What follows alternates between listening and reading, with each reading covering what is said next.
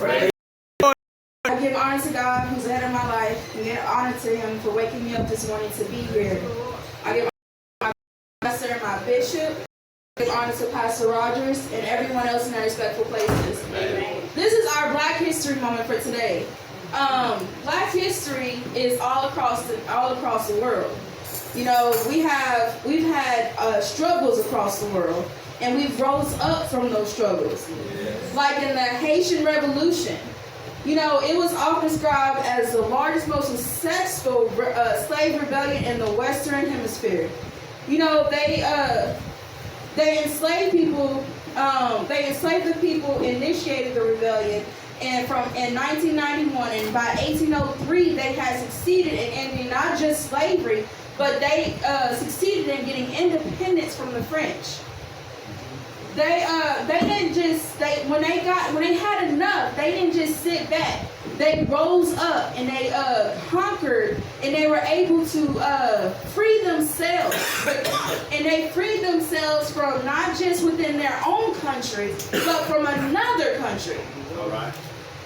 Now we have people in in August. There are so many things that happen in Black history. They call it Black August. They call it Black August for all the revolutions that happened this month. You know, we had the March on Washington happen in August. You know, it was 250,000 people that marched in Washington, D.C. They marched for better jobs, for better freedom, for equality, end of segregation. They wanted our children to have the freedom to learn whatever they wanted, to step wherever they wanted.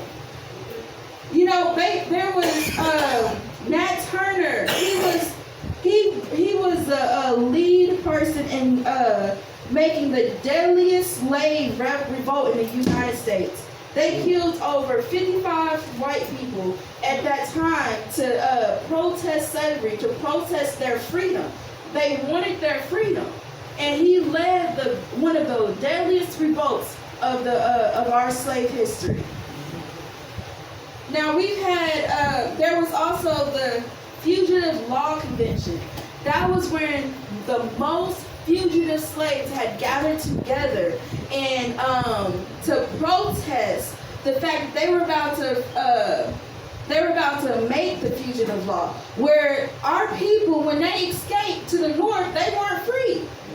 They had to escape to Canada, because when they made that law, the slave hunters could go to the north and capture you without due process. They just captured you and took you back. There was no trials.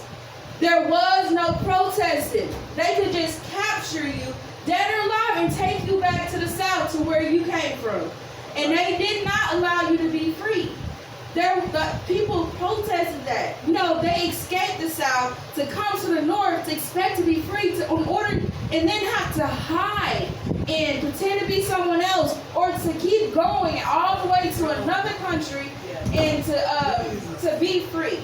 So in August, they celebrate they call it Black August for all the protests, all the revolts, all the revolutions that happen in this month. We are not helpless, and we can rise up and defend our freedoms and our rights. Amen.